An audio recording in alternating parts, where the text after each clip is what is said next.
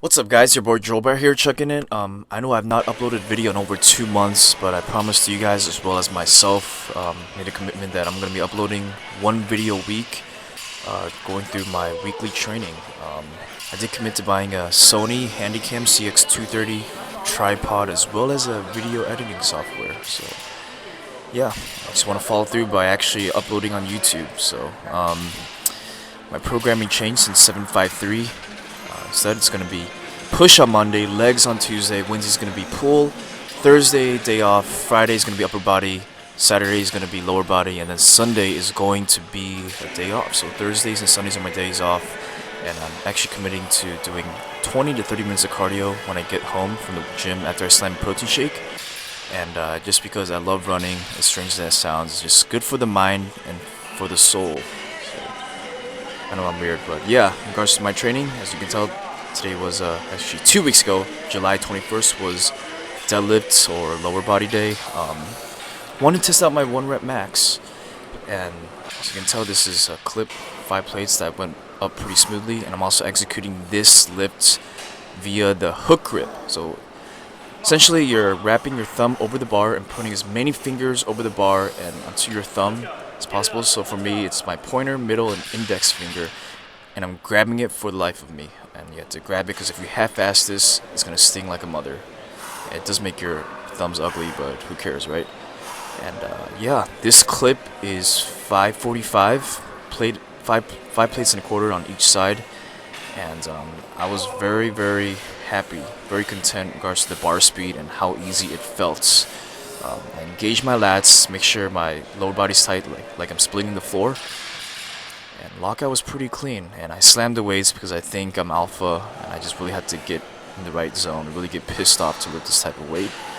I was like, F it, let's just go up to 555. So I'm breaking the mid 500s by doing this, and yeah, if I went another 5 pounds, 560, I probably would have failed this. Strange as it sounds, my lockout is now my weakest point. I never thought I'd be saying this, but it is my weakness. And yes, I slammed the weights, and enough of that. This gym, Crunch Gym, is a no judgment zone, so and it's not too loud if you have the bumper plates. So I was like, what the heck? And yeah, following that, I believe that's the next day. Let's see, it's gonna be, actually, it's, yeah, July 22nd, 1-arm T-bar row, but this time the bar is perpendicular to my torso, it's not parallel with it. So what this does essentially gauges more the upper back, traps, of course the lats, and in turn it's going to help keep your shoulders healthy when you're executing bench press, overhead press, etc. I always tell people, if you want a bigger bench, want to lift longer, and keep your shoulders happy and smiling, you have to get your upper back, and actually your back in general, is bigger and stronger. And I really like these perpendicular T-bar rows isolated because I just really feel the mind to muscle connection. Next, oh yeah, actually before I say next, that was 6 25 pounders for 8 reps, 5 25 pounders for 12. The third set was 4 25 pounders for 15, drop setted by 3 25 pounders for 15 reps. Now it's the hoist lat pull down, hoist lat pull down. And I like this exercise because the machine moves with you. What this does is instead of internally rotating your shoulders like most people do on these lat pull downs, it helps you as an aid to, externally rotate it, really retract the scapula, keep the chest up so your shoulders are nice and healthy, and also you get a good mind to muscle connection as the machine goes backwards. And it's kind of strange, there's 2 handles, there's one on the upper and one on the lower. I just use the upper. Even though my arms are so short, I still just do the upper. And the reason I use these Versa grips is because I get a really good mind to muscle connection. It really helps me to isolate the muscle because my forearms do get tired first if I were to do this, execute this without Versa grips. So I get to overload the muscle without worrying about the smaller muscles like the grip strength. And what it essentially does is helps me pull with the elbows. When I visualize pulling with the elbows, my lats are engaged, the mind to muscle connection is prevalent throughout the whole lift. And yeah, also Lane Norton deadlifts with Versa grips, and he's a lifetime drug-free bodybuilding powerlifter. I feel like I could justify myself by using Versa grips on lat pull downs somehow. I don't know if that makes any sense, but yeah. Following that, it's the free motion cable curl. what I like about these curls is this machine in particular is at the bottom it's easy, and at the top it gets freaking hard. So more resistance at the top as you move it. Longer the arms, the harder it gets too. I don't have to worry about that. And opposite side of the spectrum, if I were to do dumbbell curls, I usually rest at the top and take a break. But this exercise causes me not to do that. Constant tension throughout, and I'm isolating it and basically getting a good mind-to-muscle connection and pump. And I wanted to get a different angle for you guys. The lighting is so real here. The half natty lighting is real, and I just look 10 times bigger at this angle, with this angle. And I actually look a little bit taller because of my ollie shoes.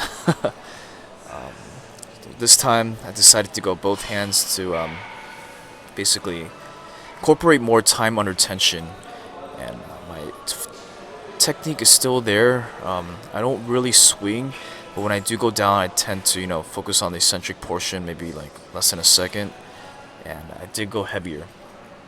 So volume wise, set wise, I did 2 warm-ups, so 20 pounds for 15, 30 pounds for 15, and then 3 sets of 33 pounds for 15 reps.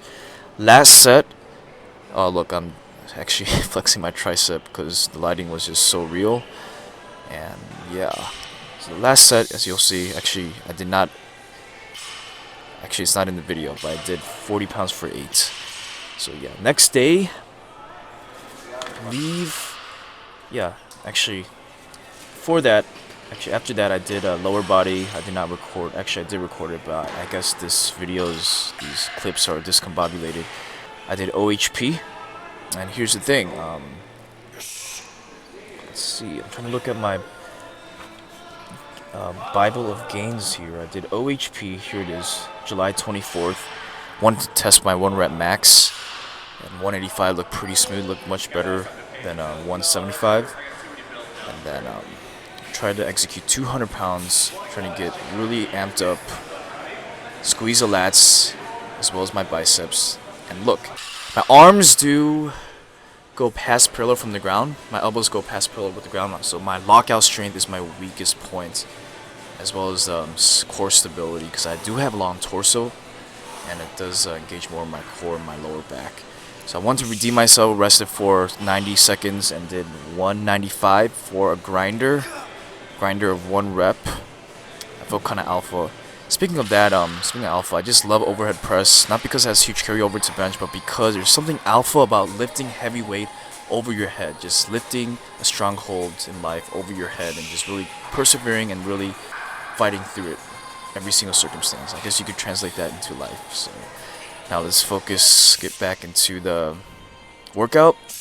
Incline bench press. So I haven't negated, I guess I haven't stopped flat bench in whole. I just been doing close grip flat bench, but after OHP I've been always doing incline bench press. And as I told you guys, as I mentioned in the previous videos, this incline bench is more of an incline than most incline benches at LA Fitness in 24. So crunch, I think this is probably, man, I would like to say 55 to 65 degrees instead of 45 degree incline.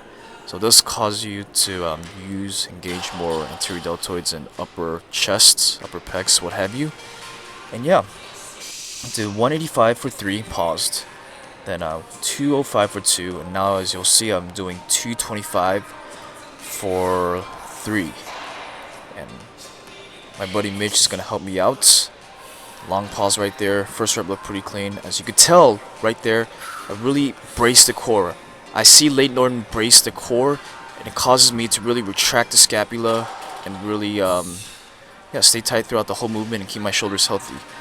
And yeah, in retrospect, that set looked like an RPE in terms of bar speed, but felt like an RPE 10. So I probably could have busted out 2 more reps for 2 more grinders. This next set's gonna be 185 for 10. It felt like a freaking cardio workout, guys. As you can tell by my face, I make many facial expressions.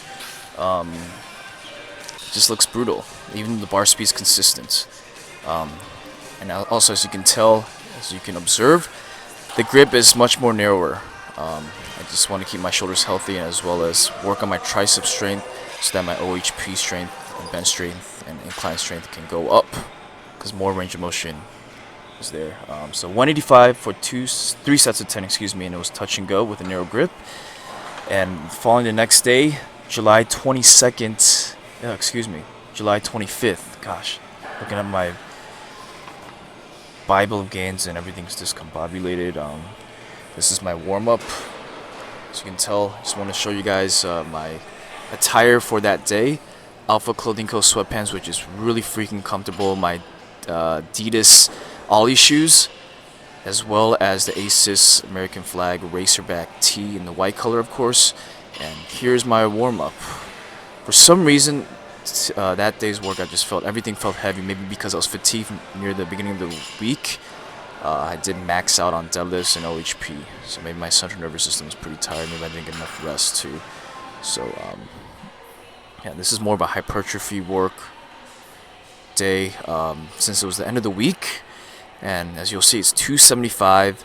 I did 1 set of 10. I thought I did 12, but I actually did 10. The last 2 sets, I did 12 reps. It felt like a freaking cardio workout. My abs and my lungs were just fatigued like no other. Even though it felt like a RPE 10, the bar speed was consistent. Everything felt pretty smooth and looked pretty smooth. So let's see. Push the knees out. My stance is a little bit narrow than usual. Just engage more of the quads. And resetting here because I've been doing more cardio, so my cardiovascular system is getting better. But still, 275 high bar. Everything feels heavy. Speaking of high bar. Everything feels heavy when I do high bar. When I do low bar, it feels tight and much lighter. I do like using low bar sometimes as accessory work, but I feel like my body's made to high bar since my torso remains upright throughout the whole lift. A low bar does engage more of the glutes and the lower back, in my opinion, and the weight just feels lighter when I re-rack the weight. When I unrack the weight. When I unrack the weight, it just feels much lighter because your whole body's tight. But in turn, my shoulders feel kind of iffy when the bar goes below the traps. So yes, 275 for 3 sets of 12. That completes that squat movement. Next is sumo deadlifts, as you'll see, with a belt and with the Versa grips, as I mentioned earlier in this video. If Lane Norton uses Versa grips by doing with sumo deadlifts, I feel like I can justify myself because I'm doing a little bit higher reps than usual. So I'm doing 455 for 6 reps right here.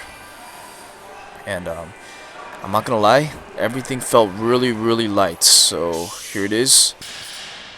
Rep number 1, rep number 2, rep number 3, and also, actuality, I should have really widened up my stance because it's just more efficient. When I narrow the stance, it does engage more my lower back, but when I widen it, engage more my quads, and there's less range of motion, which in turn I should be stronger. I do become more tight in the bottom when I do widen out my hips. I do need to work on my hip mobility, with that being said. And here is 495.